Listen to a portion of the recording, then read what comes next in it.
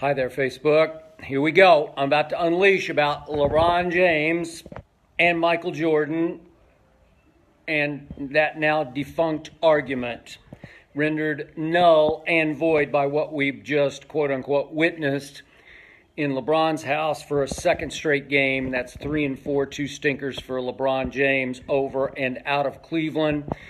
But before I get unwound here, quick cameo from our daughter Hazel, our little Maltese. She's actually a pretty big Maltese, bigger than we thought. Just a quick shot here of Hazel. She's been asleep. The game put her completely to sleep. Thank you. Thank you. Thank you. You're a very sweet girl. Thank you. Say hi to Facebook. Look. She just woke up. Calves put her to sleep. That was an embarrassment. I know. Thank you. Here, Ernestine, my wife. Ernestine's also had enough of that quote-unquote game. So, I can't wait for Monday's Undisputed. It's 9:30 to noon Eastern on Fox Sports 1.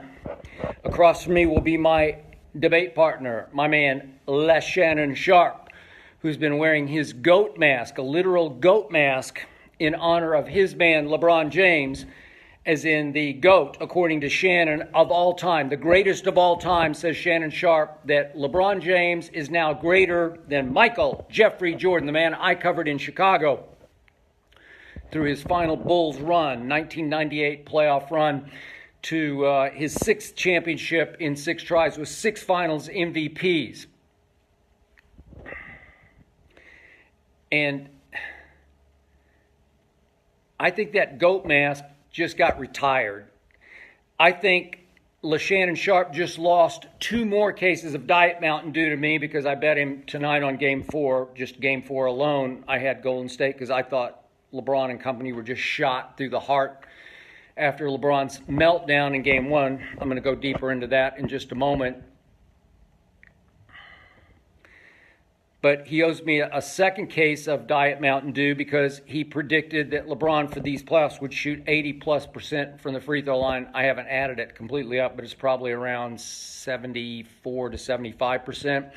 So he also fell short there, but he fell shortest on his argument that LeBron James has eclipsed Michael Jeffrey Jordan. You know what? It just makes me sick. And I don't want to pile on, but I can't help myself tonight. We don't have a show tomorrow, so I am going to spill. I'm going to regurgitate everything I've been harboring in the pit of my stomach over the last couple of months as LeBron James once again cakewalked through the Eastern Conference or the Leastern Conference to his 8th straight finals. And I got to tell you, he just laid a huge egg in these NBA finals. All-time huge. This was his worst finals of all. He's now fallen to 3-6, 9 finals. This had to be even worse than the all-time superstar meltdown I've ever witnessed, which was his first go-around with the Miami Heat when he took his talents to South Beach and joined forces with Chris Bosh, who was on our show the other day, and he was tremendous. Love Chris Bosh. Used to have issues with him, have no issues now because he's just brilliant, eloquent, and LeBron was lucky to have him as a teammate. And obviously the great Dwayne Wade, who taught LeBron how to win, helped him win. And just a quick aside, as I said on Undisputed 2 days ago, after Game 3, was it 3 days ago? I'm losing track of the days. But what I said after Game 3 was the quietest move at the trade deadline was the worst move that Cleveland made. They allowed Dwayne Wade to just go on about his business and go back home to Miami, and it cost them being competitive in this finals. Dwayne Wade would have saved LeBron in these finals, I believe. Dwayne Wade couldn't save LeBron in the 2011 finals when obviously they were up 2-1 with Game 4 at Dallas. LeBron, according to my friend Stephen A. Smith, went back to his hotel room and began making a list of names to whom he was going to say, I told you so, I told you so, I told you so, because he thought he was about to win his first NBA championship. And you know the rest of the story. Meltdown, meltdown, meltdown, meltdown. Chosen one, as LeBron deemed himself coming out of high school with the tattoo across his back, became the frozen one in the 2011 finals. I've just never seen anything. He just froze up, closed down, shut down, and his team collapsed around him. And they lost in 6 games. I thought my man Jason Terry should have been the MVP of that finals. Dirk was. Congratulations, Dirk. And, of course, LeBron did bounce back in the next finals against the baby thunder of Kevin Durant, Russell Westbrook, and James Harden. And he broke through after they lost Game 1 with a big non-foul call at the end of Game 2. Then he got fouled. To his credit, went down and made the 2 free throws, which has been his nemesis, late-game free throw shooting, especially in big games. And they went home and went boom, boom, boom, and that was that. But they got huge games from Mario Chalmers, Mike Miller. They had a huge game in Game 2 from Shane Battier. So it does take weird help sometimes. I thought LeBron had enough help to get this to 7 games in this series. I picked Golden State in 7. My partner, LeShannon, picked LeBron in 7 games. I'll give a quick shout out to our man, Rob Parker. He predicted sweep, and I got to give it up. I've won a lot of dinner bets from Rob Parker, but he got this one right, and I think he won. I couldn't even keep up with the end of the bet, but I think it was, I don't know what it was, 200 wings or flats, or I don't eat wings, so forgive me. I don't know what they are exactly, but the bet kept going up to maybe 300 wings just on tonight's game, that it wouldn't be a sweep. And so Shannon, I don't know if he's going to show up on Monday. You better tune in. It's 6:30 Pacific, 9:30 Eastern, to see if that seat's empty across from me. I may have to debate myself. And if I do, it'll be the first debate I ever lose on national TV, because I think I'm the only one who could beat me in a debate. We'll see. That'll be a contest. I'll have to get up for that one on Monday. But the point is that LeBron stunk it up in these finals in ways, in this sweep, that he never stunk it up even in that 2011 finals. At least he played 3 good games. At least they were up 2-1 before the meltdown occurred. But this meltdown occurred early. I'm not going to give him a pass for this. This series turned in Game 1, near the end of Game 1. And don't tell me he doesn't have enough help, because LeBron had plenty enough help to be in position to win Game 1. He had the ball in his hands, down only 1 with 7 seconds left, top of the circle, gets the switch onto Lil Steph Curry. Steph Curry's, of course, 6'3" tall. LeBron's 6'9", 270. And LeBron had the hottest hand in a big game I've ever seen him have in Game 1. He took, 1-3 tonight, I think. He took virtually no jump shots tonight in 3 or 4 at home, Game 3 or 4. If you can explain this to me, he just shut it down from outside the paint. He wouldn't even attempt shots from outside the paint. With just a handful in Game 3 and maybe 2. He did make that one little baseline. I guess that was just barely outside the paint when he shot the high arcing shot. But other than that, he took, I think, just 1-3 and missed it badly. So just shut it down from outside tonight. That's always been his flaw. Jump shooting, free throw shooting. But I'm just checking out here. Obviously, Doris Burke continues to interview, and I'm going to continue to talk. But the point is, end of Game 1. I'm not going to let him off the hook for this. For you apologists, you LeBron defenders, you blind witnesses out there, I'm right about this. I've always been right about this. LeBron James is afraid to take that shot down 1.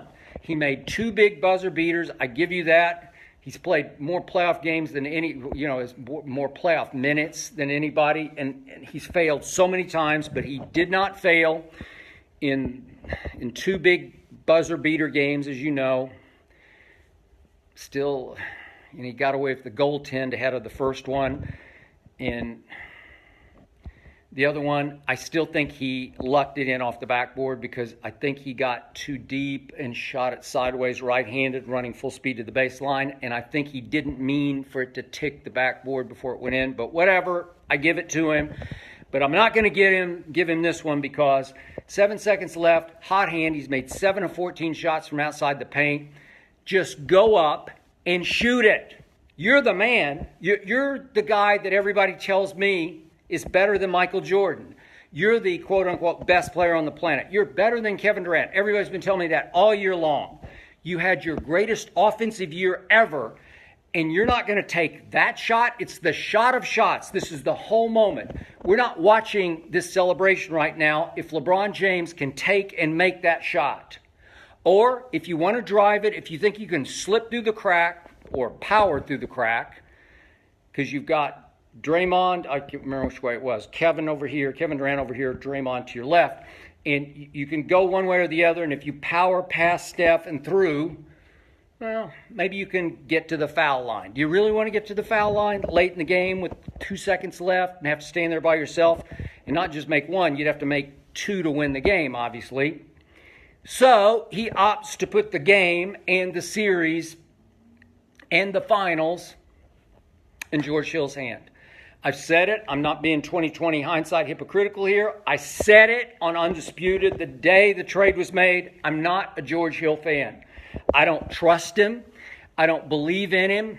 I appreciate his expertise. He does have a high basketball IQ, but the Spurs traded him because he's not that guy. He played on 3 Spurs teams. 2 got eliminated in the first round, and the second one got swept by Goran Dragic in the Phoenix Suns. Got swept in round 2. Not all on George Hill. I'm just saying he wasn't that guy at the point guard. He couldn't generate that sort of big game, big play electricity. And the one guy, I'm not going to put the ball in his hands with the game and the whole season on the line is George Hill. I turned to my wife, Ernestine. I said, I'd pick Cleveland to win the game. Game 1, to steal game 1. I was adamant about it. On the record, they're going to steal this game at Oakland. It's perfect spot. And I turned to Ernestine and said, we'll be lucky if he makes 1. And he made the first one, and I was pretty surprised. And I was not surprised that he missed the second one. And yet, Kevin Durant was then on the hook to be the lowercase goat of the game, as in the reason that Golden State lost the game, because he failed to box out with inside position in the rebound lane, J.R. Smith. And you know the rest of the story. J.R. snakes in, grabs the rebound, has lost track of the score. He thinks, who knows what he was thinking. He thought they were ahead. He turned to LeBron a couple seconds later and said, I thought we were ahead. So he doesn't know what to do. He dribbles the ball out toward half court to kill the rest of the clock. LeBron's screaming at him. Then LeBron's trying to call timeout. Ty Lue's trying to call timeout from the far bench. Referees are focused on JR. They don't know what he's doing. They don't call the timeout. They don't see the signals for timeout. And it's a debacle. It didn't lose the game. It just cost Cleveland a chance to win the game. Could JR have, if he knew the score, could he just turn and shoot a little quick jumper in the lane from, 8-9 feet? Is he capable of making that shot? Yep, he's capable. But he didn't. So then what happened?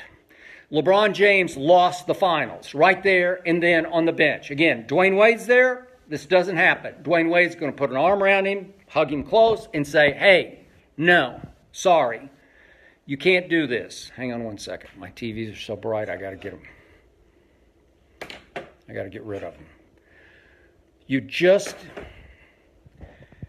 can't do what LeBron James did. He was crying over the spilled milk that JR spilled, and he sat away from his teammates and threw a tantrum. A guy finishing his 15th year threw a tantrum. I've never seen anything so childish from such a mature basketball player, such a high IQ player. And obviously he berated JR on the court because he wanted everybody to know this is JR's fault. Don't blame me, blame him. Get the focus off the last play, because LeBron knew in his heart of hearts he should have shot the shot. You have to shoot the shot. You're LeBron freaking James. Shoot the shot. You got a hot hand.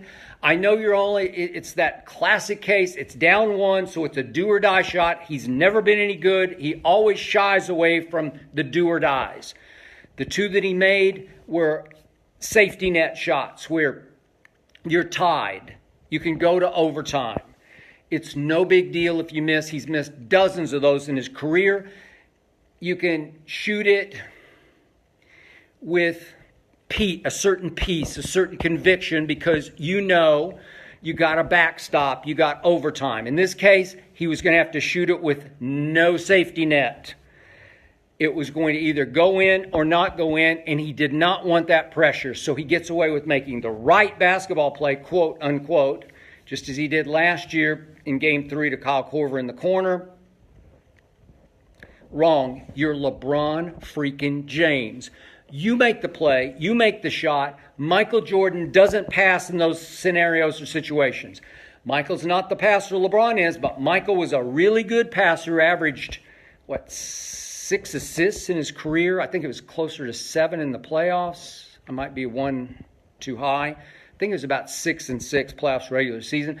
He could have averaged 10 assists easily if he had chosen to, but he was the scorer on that team. He was as they called him, the bailout guy at the end of the 24-second clock. Just give it to Michael and he'll create a shot, make a shot. Okay? That's what he did. Way better than LeBron can do it. LeBron's a terrific scorer. No Michael Jordan. Michael Jordan won 10 scoring titles. 10 to LeBron's 1. 10 to 1. Wow. Okay. So, LeBron's sitting a seat away from his teammates.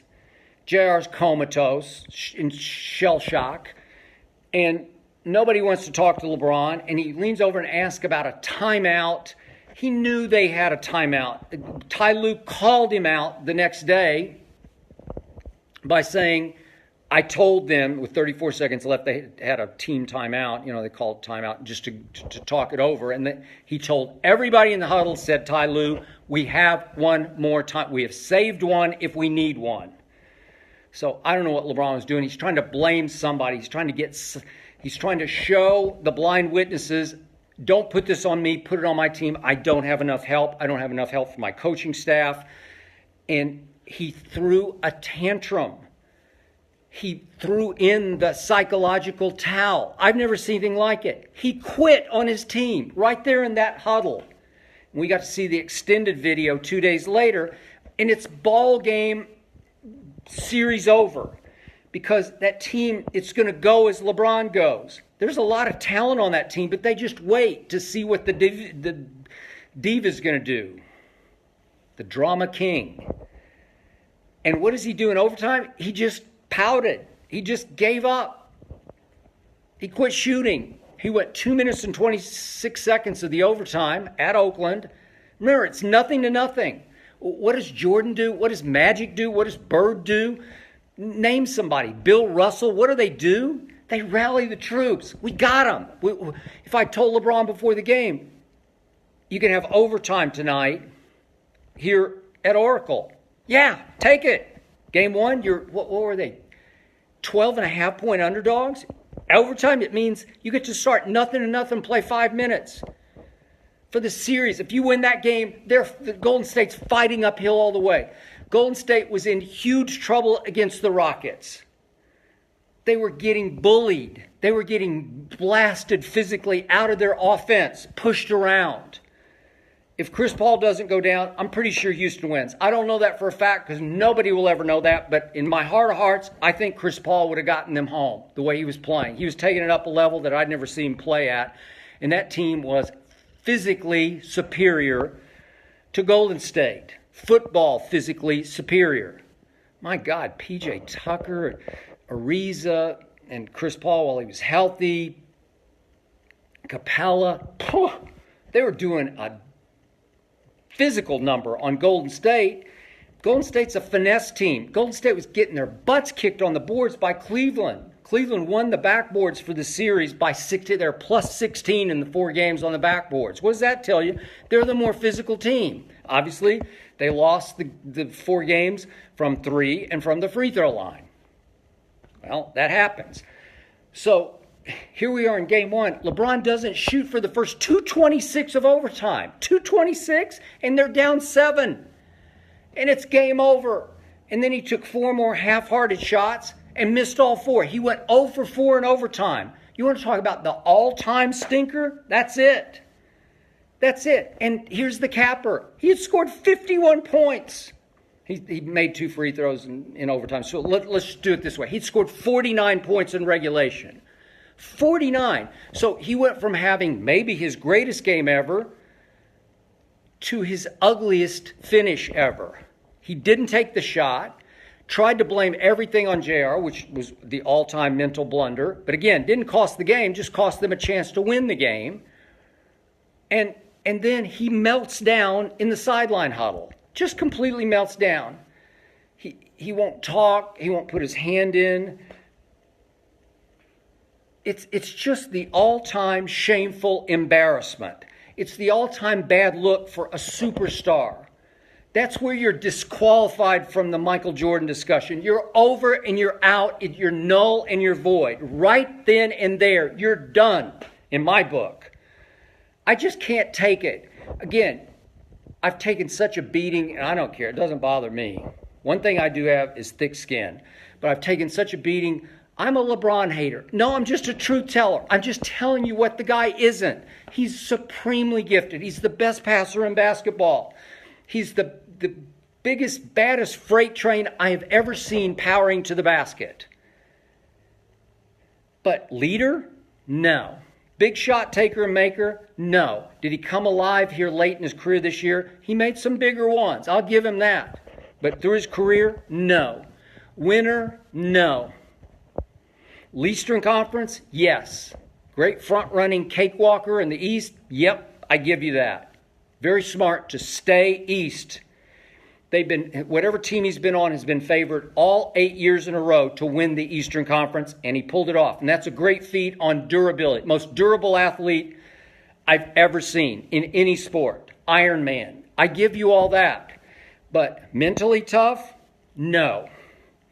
Michael Jordan was the mentally toughest athlete I was ever around in any sport. And I've been doing this for a long time in a lot of sports. Number 1 on my list, Michael Jordan. Ali was up there too. But in team sports, Michael Jeffrey Jordan. Mentally toughest, big shot, big play maker ever. LeBron James, often the mentally weakest superstar I've ever witnessed, quote unquote. Like him, think he's a good guy. Seems to be a good father, husband. I don't know because I'm not close to that, so I don't want to put myself out on that limb. But seems to be. Carries himself well. It seems like he's a good role model. But Michael Jordan? Are you kidding me? Seriously, Michael Jordan, let's just boil it down to this. Michael Jordan was a basketball assassin. I know him. A lot of times, not a good guy. I don't care.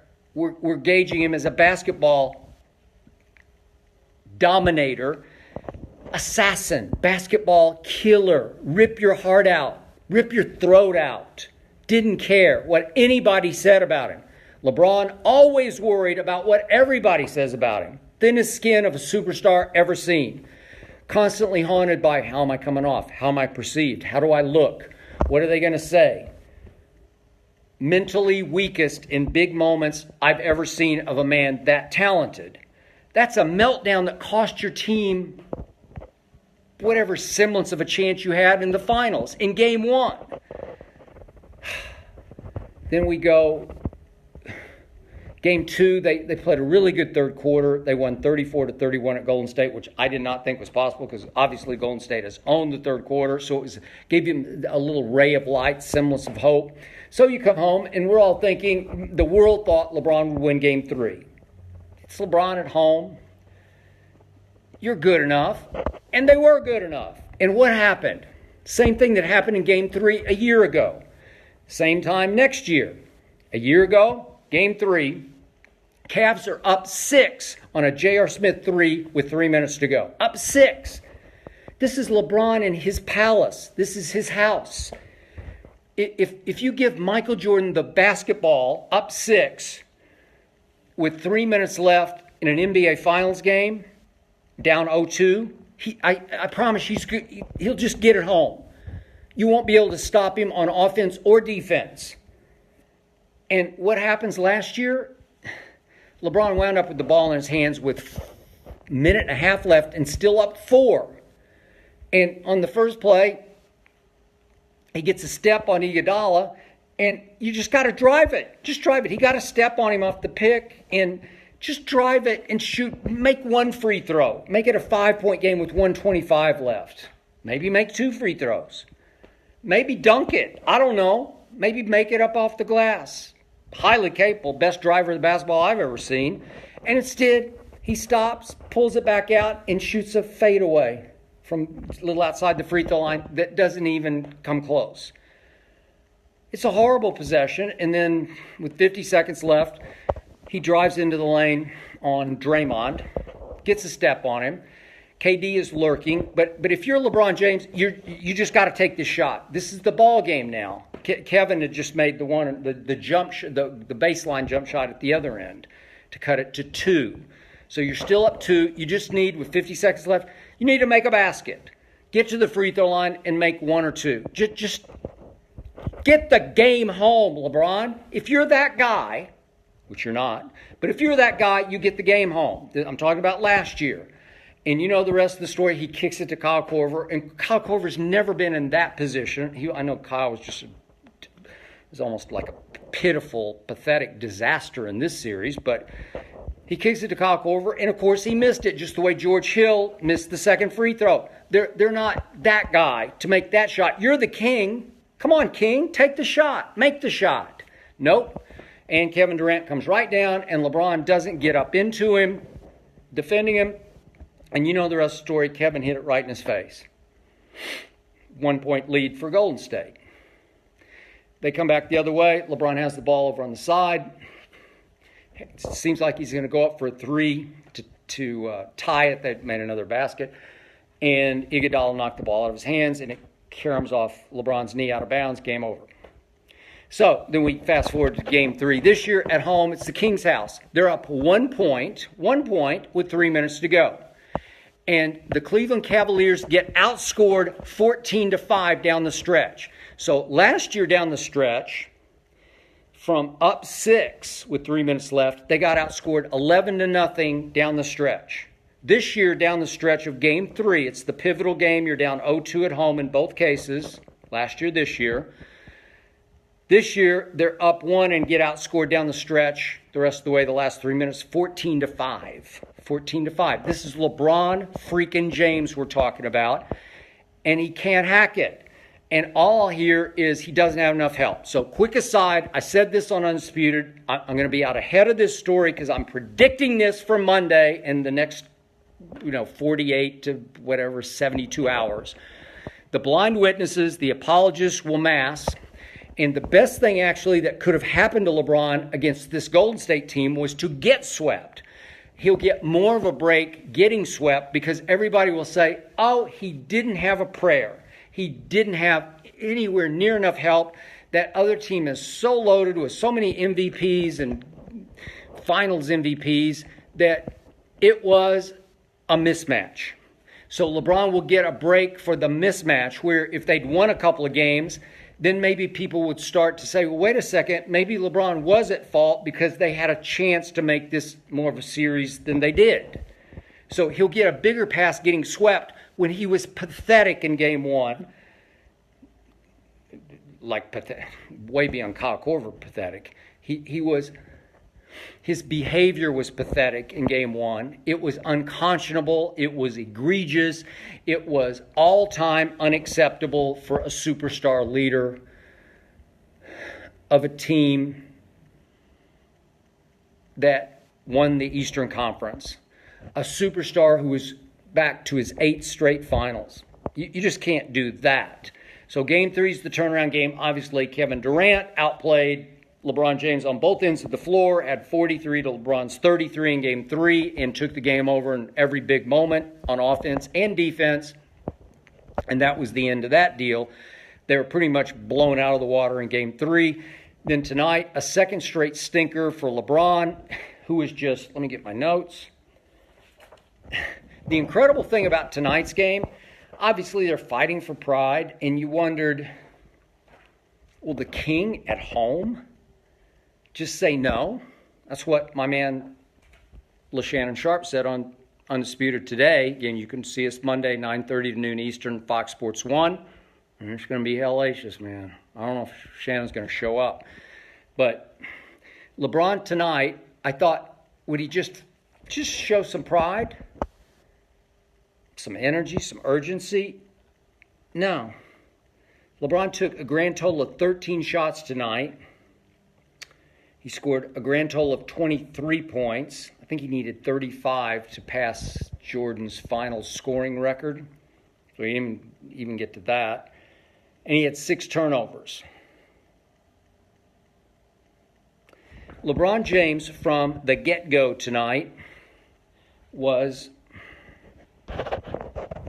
lifeless on defense. I've been saying this on Undisputed all year long, and I'm not going to back off tonight as we put this all to bed and his second go-round in Cleveland to bed. LeBron James quit playing defense at age 33 in his 15th year this year. He ranked in individual defensive win shares 309th in the NBA during the regular season. I'm not sure what he ended up for the playoffs, but it was somewhere in the maybe 40, 50s. It was terrible by his standards. This is a man who has made 6 first-team All-NBA defensive teams, LeBron James. Michael Jordan made 9. Michael Jordan made his 9th first-team All-NBA defensive team at age 34. This was, again, LeBron at age 33. And he quit playing defense because it made him too tired. Seriously, even Shannon Sharp admits that. Got to rest on defense, carrying such a load on offense. Well, really? Because Michael Jordan, 6 times in the playoffs, led the whole playoffs in what's called usage rate, just the time you have the ball in your hands. LeBron has led the playoffs once in usage rate and did not lead it this year. So others, James Harden, Russell Westbrook, had the ball in their hands an average of more minutes per game than LeBron did. So I don't get carrying this load. He is, according to Shannon and others, the fittest man in sports, or at least in the NBA. He's always showing off the guns in his Instagram posts.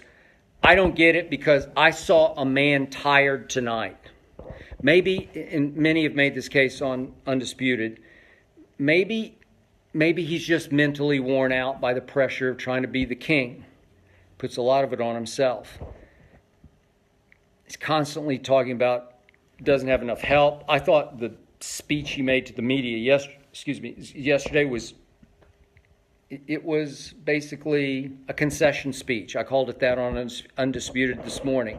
Shannon, of course, scoffed, but I think it was a concession speech because it looked like LeBron James had already given up before tip-off tonight. He showed no energy, no urgency on defense, none whatsoever. He wouldn't help at all. He would often take the weakest warrior. So, like most of the playoffs, I watch closely, and LeBron, I think, called me out yesterday. He said it's hard to defend himself against somebody who doesn't understand basketball. Maybe I don't. One time Kevin Durant said I didn't understand basketball when I was defending him against Russell Westbrook because Russell took more shots than Kevin. This is going back 5-6 years ago. And I stood my ground, and finally Kevin Durant left Russell Westbrook because Russell was shooting more than Kevin. So maybe I did know what I was talking about there. I've only been covering the National Basketball Association since the 1970s when I'm speaking to you from Los Angeles. It was soon after I left Vanderbilt University, and I was working for the Los Angeles Times, and I was covering the Lakers pre-Magic Johnson. Just Kareem was here. So I don't know. I know a little bit about basketball, and I know LeBron James didn't play any defense this year. And tonight was an eyesore on defense because he played that one-man zone where he just kind of hangs around the lane because he's got Draymond who won't shoot threes, or Jordan Bell, or somebody little, lesser consequence. And then all of a sudden Golden State would run their three-man weave at the top, and they'd be cutting left and cutting right and cutting back picks, and somebody would get free, and LeBron wouldn't help anybody. There was no help defender at all from LeBron, who's supposed to be the one-man zone in the lane. I don't know, just hard for me to watch. He's better than that. He's greater than that. And on offense, he was sluggish at best. And it started right off from the get-go.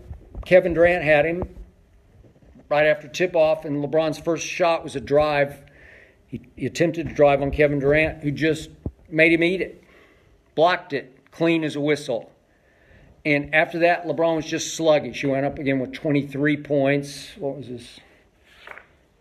He had seven rebounds, 8 assists, but the 6 turnovers. But took only 13 shots, which showed you he just wasn't into it tonight. So that's 2 straight home stinkers.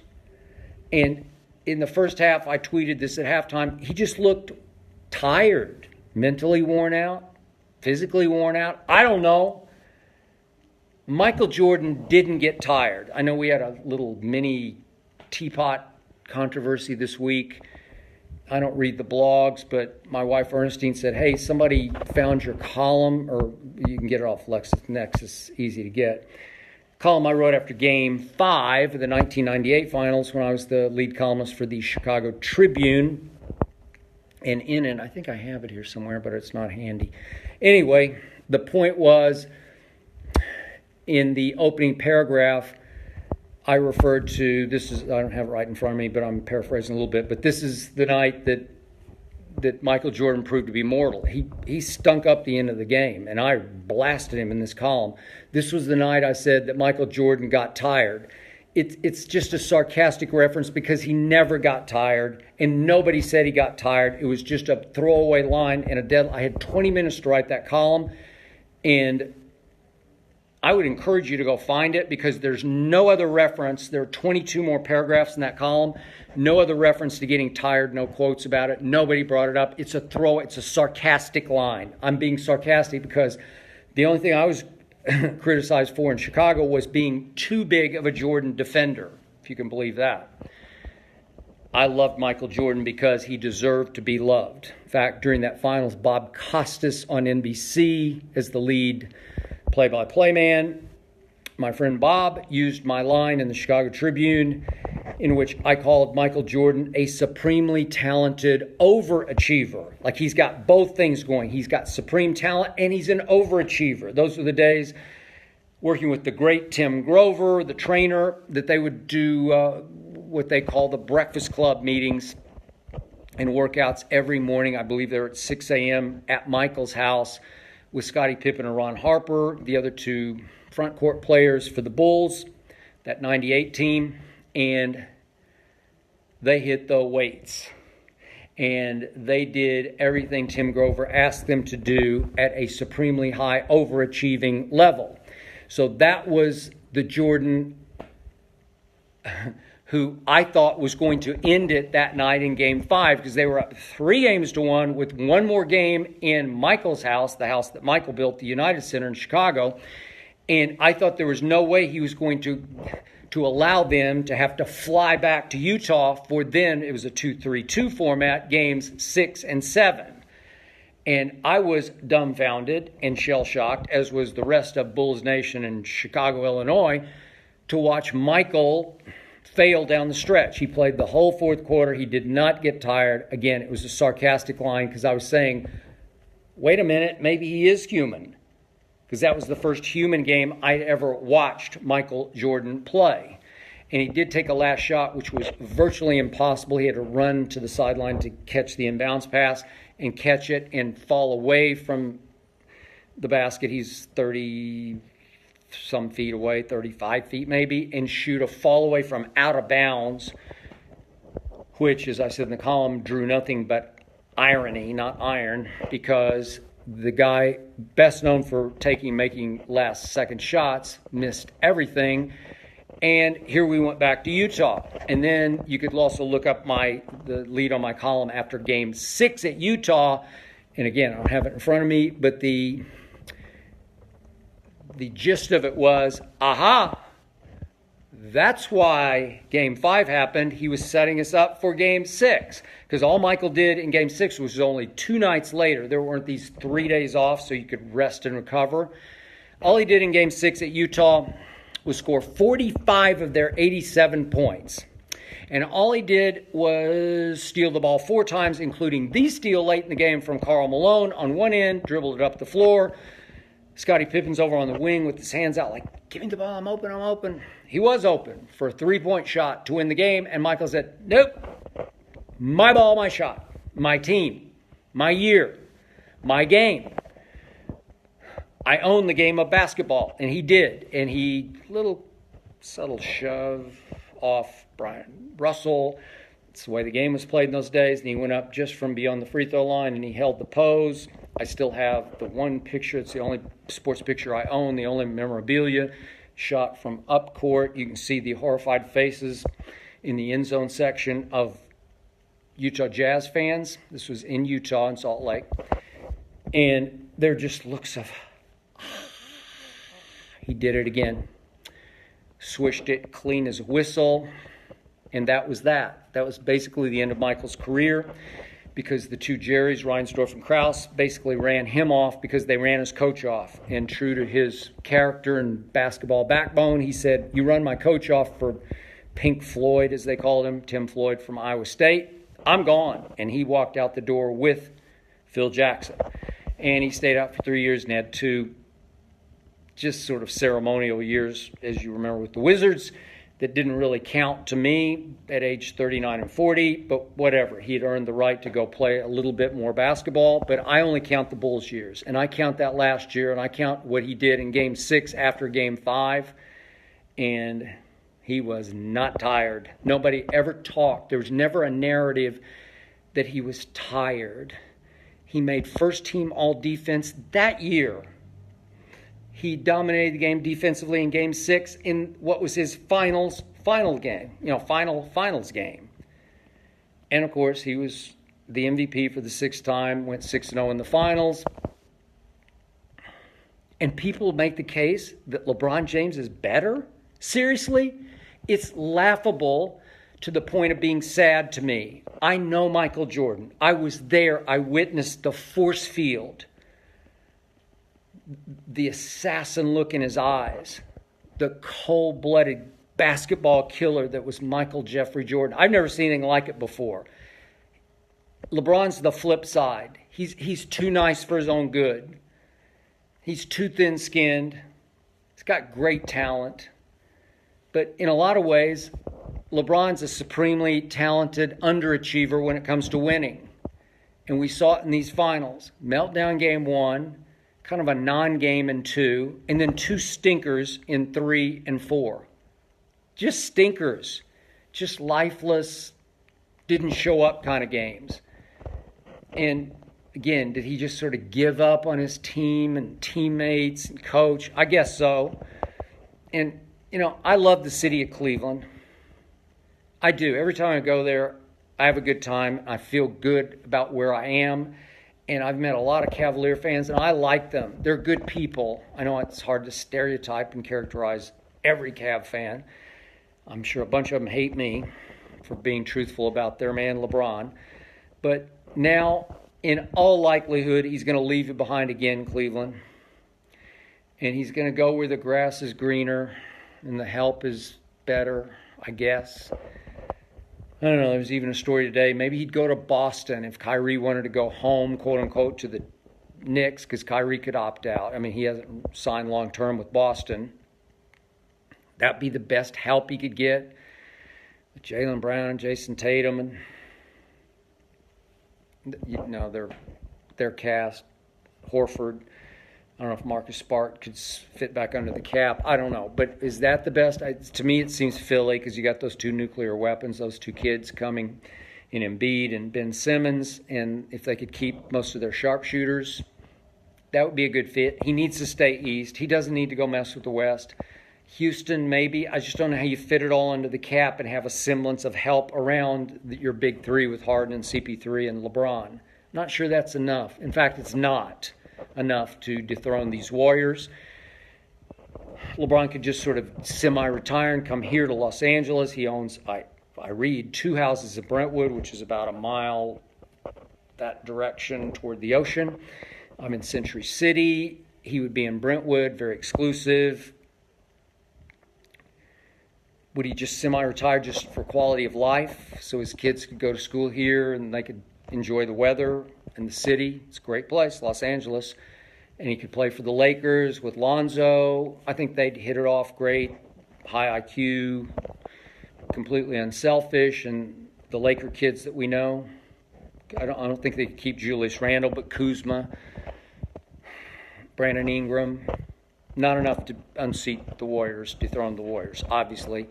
So you got to stay East. I know Pat Riley's going to make a big push. I just don't know what they have to offer. And I'm not sure what Dwayne has left. But he had that one huge game, 28 points. Remember, at Philly in Game 2 for the Heat this year, the Kevin Hart game. Wow, what a game that was by Dwayne Wade. He still has that in him. He just can't do it every night. He can give you 20 of those minutes, maybe 15 to 20. But he can't give you 40 of those minutes. So is that enough to lure LeBron back? I know he still has Miami in his heart. That's what one source very close to Dwayne keeps telling me. They're having discussions. Pat Riley's involved. There's already been communication. LeBron is very intrigued by it. So I don't know. But I feel sorry for Cleveland because that was the end of LeBron in Cleveland. And yet, in the end, I'm happy about that. That ends the LeBron-Jordan debate. Once and for all. Null and void. Over and out. Just forget it. Give it up.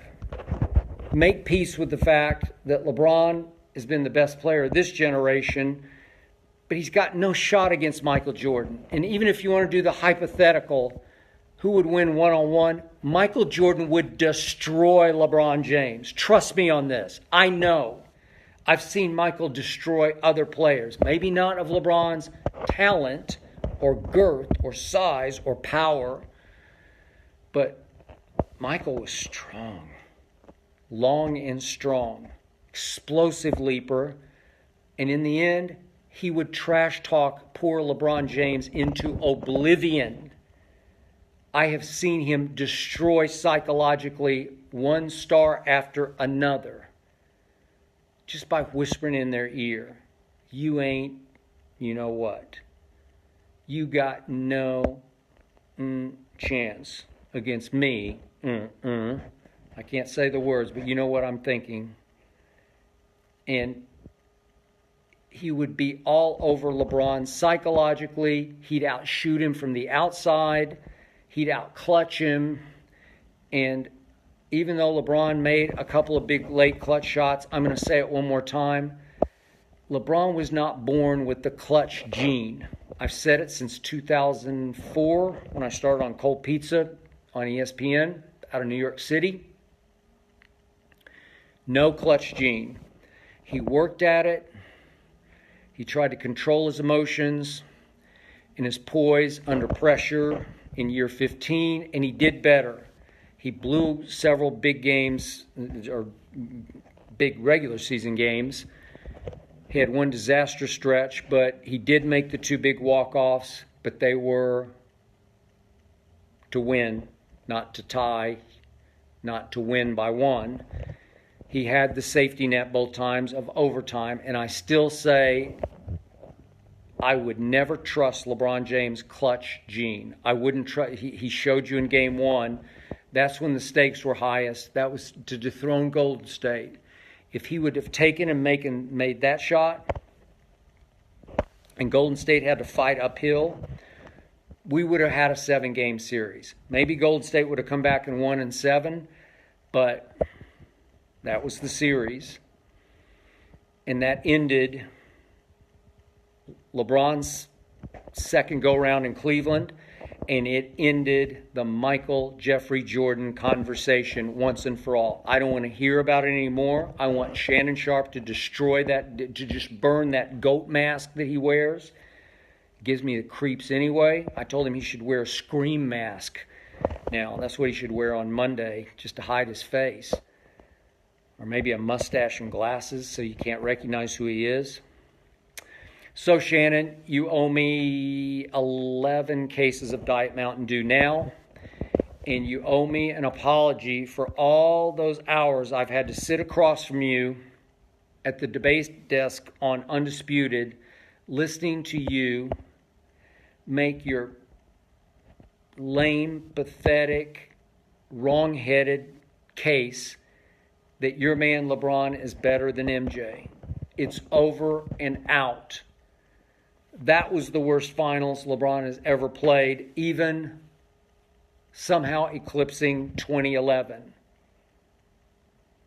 I feel sorry for you blind witnesses tonight, and I feel sorry for Shannon Sharpe on Monday morning on Undisputed. I'm not going to back off. I backed off after Game 3, the day after Game 3. What was it, Thursday? I felt sorry for him. And I told after his opening salvo, in which he just did his no mas, mea culpa, I got nothing, I turned to Joy Taylor. And by the way, congratulations to Joy. She's moving over to Colin Cowherd's show across the floor from us as it follows Undisputed. And we will have Jenny Taft in. I'm looking forward to that also. It's a win-win. But I turned to Joy after Shannon's opening remarks on Thursday show after Game 3, and I said, I feel sorry for him. I don't now. I'm sorry. He lost all his bets, all his wings to Rob Parker, all his Diet Dew to me, and I'm going to pile on Monday. I'm sorry. I've taken my fair share of abuse, and I'm going to unleash on Monday on Undisputed. I'm going to throw some haymakers, and I'm going to end this LeBron-Michael discussion once and for all on live television between 9:30 and noon Eastern on Fox Sports 1. I will see you then, Facebook. Thanks for watching. Thanks for listening. And congratulations, by the way, to the Golden State Warriors. And I haven't heard who got named MVP because I was distracted here. I hope it was Kevin Durant. He earned it again with just the Game 3 performance. I know he had a kind of a quieter triple-double tonight, but he also had 3 blocks tonight. I know Steph bounced back with a huge game, made 7 threes tonight. That'll work. But Kevin made all the shots in the game of games, Game 3. That's when it could have been still a semblance of a series if LeBron had managed to pull that off with that 1-point lead with 3 minutes to go. And Kevin Durant said, no, not in LeBron's house. He took the game over on offense and defense, and he deserves MVP, and I'm just guessing he won it for a second straight year and proved once again, when it matters most, he's the best player on the planet, Kevin Durant. He left Oklahoma City. Who can blame him now? He's got 2 rings and 2 finals MVPs. You can laugh all you want. You can cry all you want. But when the smoke clears, history will remember Kevin Durant has 2 rings that could be, 4 or 5 at this rate. And who knows how many finals MVPs. So thank you for watching. Thank you for listening. And I will see you, Shannon Sharpe, on Monday at 9:30 Eastern on Fox Sports 1. Good night, Facebook.